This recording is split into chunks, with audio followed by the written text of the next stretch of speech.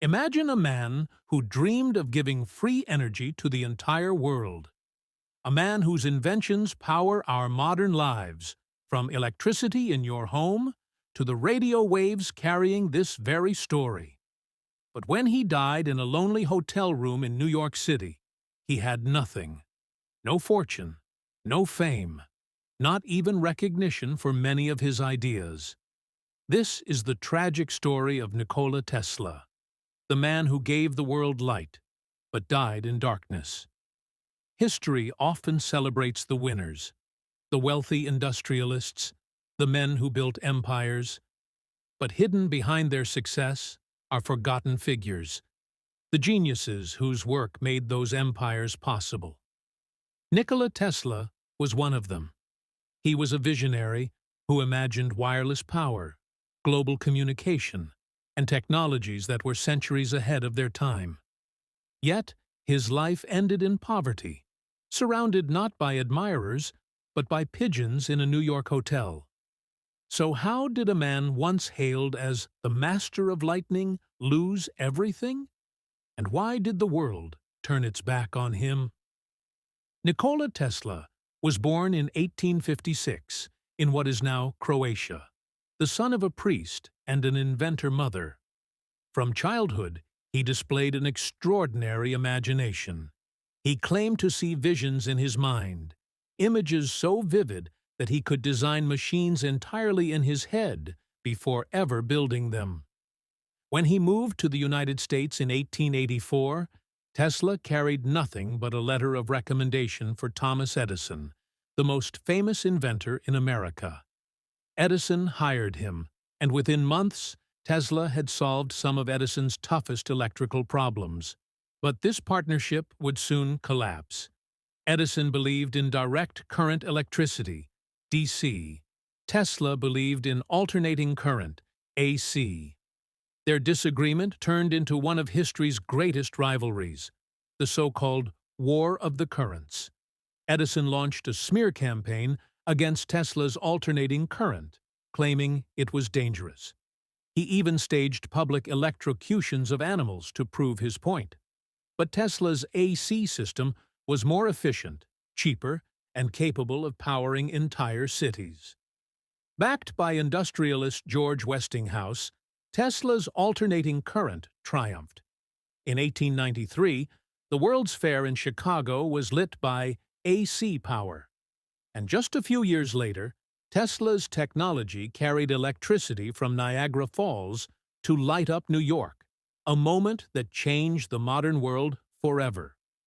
Tesla should have been wealthy beyond measure, but in an act of generosity, or perhaps naivety, he tore up his royalty contract with Westinghouse, giving away millions in potential earnings.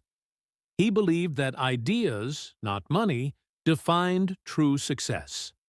That decision would haunt him for the rest of his life. With his reputation growing, Tesla began to dream bigger. He imagined wireless power transmission, towers that could send electricity and communication signals across the globe. His most ambitious project was the Wardenclyffe Tower on Long Island, a massive structure meant to broadcast wireless energy to the world. If it had succeeded, humanity might have entered a new era of free power and global communication decades earlier. But the financiers wanted profit, not free energy. When Tesla revealed his goal was to make electricity free, his backers pulled out. The tower was never completed, and Tesla's vision collapsed. He would spend the rest of his life chasing ideas that investors considered impossible or insane. As the 20th century advanced, Tesla faded from the spotlight. New inventors like Marconi were credited with inventions Tesla had pioneered, including the radio. Court rulings later restored Tesla's claim, but by then, the damage was done.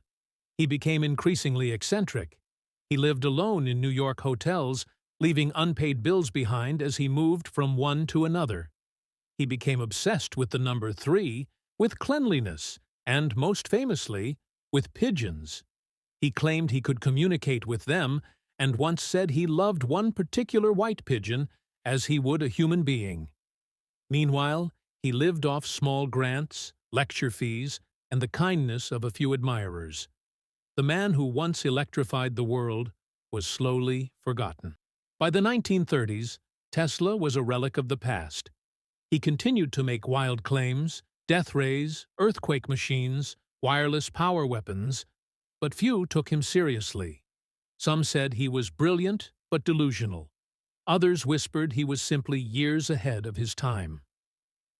On January 7, 1943, Nikola Tesla died alone in room 3327 of the New Yorker Hotel. He was 86 years old. In his possession were only a few personal belongings and piles of notebooks filled with unfinished ideas. The U.S. government seized those papers, many of which remain shrouded in secrecy even today.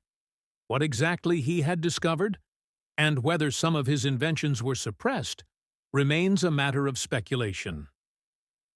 In death, Tesla became what he never was in life, a legend.